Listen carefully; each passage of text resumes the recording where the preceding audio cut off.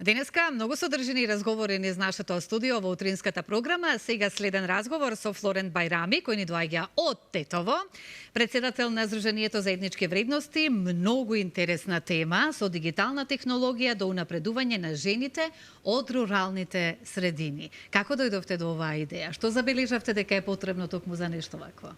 Па, ние како граѓанска организација секогаш сме во контакт со стейкхолдерите, со целните групи, па собираме информации и од поранешното искуство секогаш имаме представа што се потребите на целната група, и една од потребите беше баш ова, значи дека имат потреба за дигитална писменост, и од тука почна и идејата за проектот. Да. Добро утро и добре не дојдовте, Ренче повели. Добро утро, Слободанка, повтор пат. Благодарам за оваа убава најава.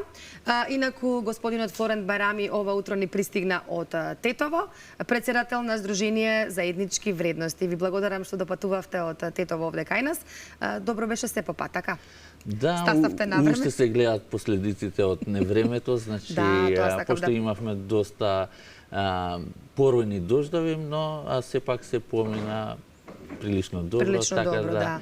Добрата вест е тоа што веќе од денес малку ќе се стабилизира времето, па се надевам дека нема да има вакви последици по граѓаните. Оно што е, вие сте прво да почнеме со вашето Сдружение за етнички вредности. Кои му се активностите на Сдруженијето и со која цел е формирана? Да, значи Сдруженијето е формирано 2005 година после конфликтот, и една од главните цели беше баш поддршка на меѓуетничкиот диалог и развојот на заедницата, и од тука и мисијата излегува, значи активно да се вклучат сите етнички заедници во остварување на одржливиот развој, како и ЕУ интеграцијата, и бидејќи веќе е доста поминато од времето кога е основана организацијата и мисијата, полека повеќе се насочува кон одржливиот развој, и од тука и активностите ни се повеќе поврзани со одржливиот развој, како што беше случајот и со самиот проект. Сега поводот за вашето гостување е токму проектот, кој што е насловен како премостување на дигиталниот јас и подигање на дигиталната писменост на жените од руралните средини. За каков проект станува збор? Проектот, значи, е поддржан од Фондацијата Отворено општество и значи е насочен баш, како што рековте, да се премостува тој дигитален јас, бидејќи во руралните средини жените имаат потреба за употреба на дигиталните алатки, инструменти, за да го олеснуваат својот живот, секојдневниот живот. Колку овие дигитални алатки, дигитални инструменти, како што кажавте, им помогна на жените од руралните средини во секојдневниот живот и при барање на работа, при вработување? Бидејќи проектот веќе заврши, така? Значи, овие денови треба да заврши. Проектот е доста интересен, има доста обуки за разни теми, од онлайн купување, плаќање на сметки, па дури бидејќи секогаш целната група е малце по диверсифицирана, имавме и вработени кои што користат и вештачка интелигенција. Ние се обидовме да им помагаме во тој аспект, и мислам дека доста интересно е за нив како вештачката интелигенција да може да се употреби во нивните работни места. Значи, прилично добро го прифатија проектот, иако ако гледаме во временскиот период, сепак е кратко време, треба многу повеќе. Колку време траеше проектот и тие обуки? Проектот траеше 9 плюс 2 месеци, обуките беа околу 15 обуки во различни места, во општини од северозападна Македонија па и западна, значи Куманово, Липково, Тетово, па и Скопје, некои делови.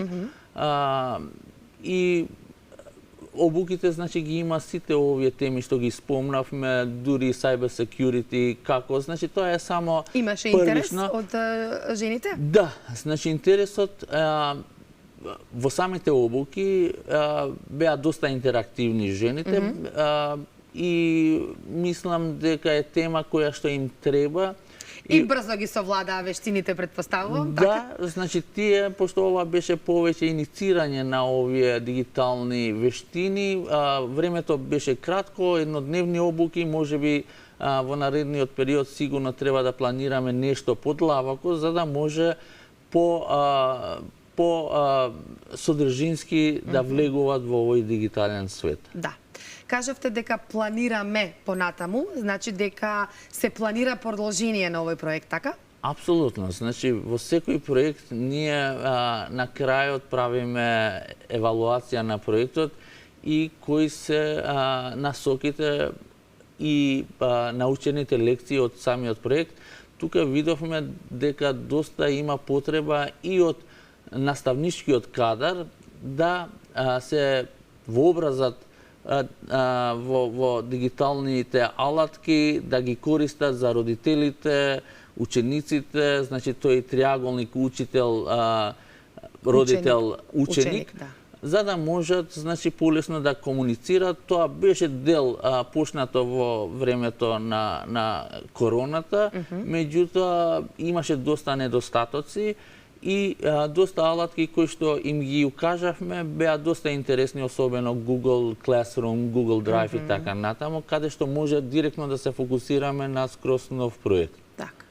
Значи, увидувате дека треба продолжение и ќе продолжи проектот и понатаму, така, во некоја друга форма? Да, значи, кај нашиот свет, невладиниот свет или граѓанскиот сектор, проблем е некогаш, значи, и одржливоста и самофинансирањето, значи некогаш сме условени од донациите и затоа благодарност до сите донатори, па и локалните власти кои што на некој начин излегува пресред со наоѓање на контакти и остапување на простори, бидејќи тие простори ги користевме што ги користевме секогаш беа, да не кажам 90% од општинските простори, така да пак и во овој триаголник треба да се најдеме да работиме заедно и така, да ги решиме потребите. Какви предизвици се сретнавте за време на овие 11 месеци работејќи на проектот?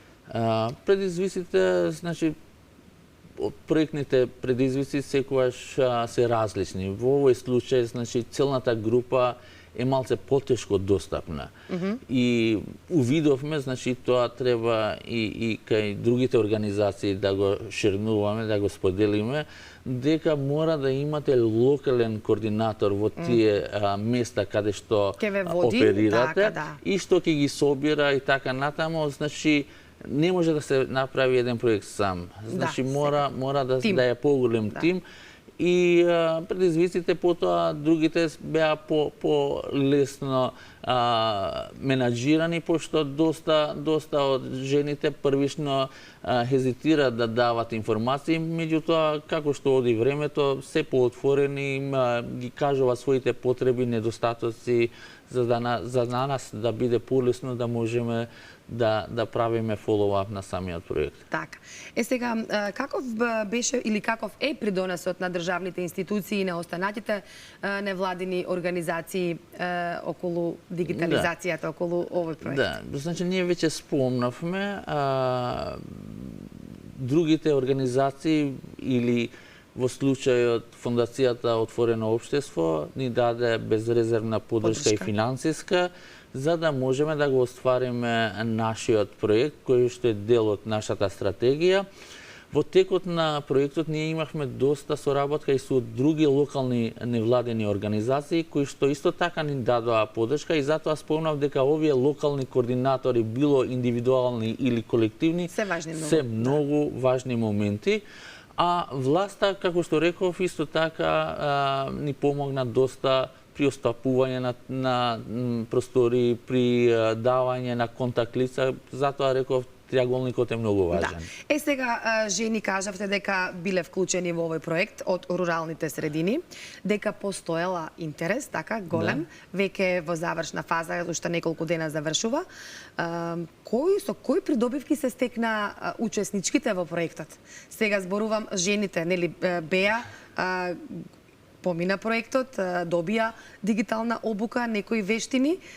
Што останато?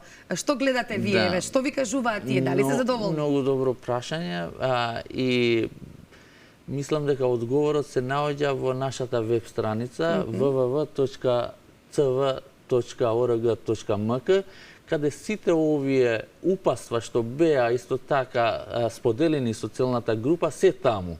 Значи проектот нема да опфати само, да речеме, 200-300 жени, туку ќе биде во поголем опсег и тука сакаме да ја промовираме платформата, каде што исто така имаме и онлайн асистент за тие што имат прашања или имат некои двоумици да можат да ни се обратат директно преку ова веб страница или платформа, која што на еден начин представува и одржливост на самиот проект. Колку жени ги помина обуките? Па значи, отприлика ако имавме 15 жени и имаше од 15 до 20 жени, тоа се 250-300 жени кои што директно учествуваа во самиот проект. Да, задоволни се сигурно, продолжуваат и понатаму. Да, секогаш може и уште подобро. Така е, секогаш треба и може подобро. Да се вратиме на Сдруженијето заеднички вредности, вие сте негов председател.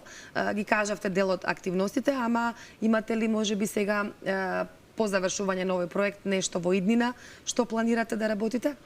Некој проект можеби за летово или можеби од септември нешто во најава? Да, значи имаме неколку проекти каде што веќе ние сме аплицирали и чекаме резултати.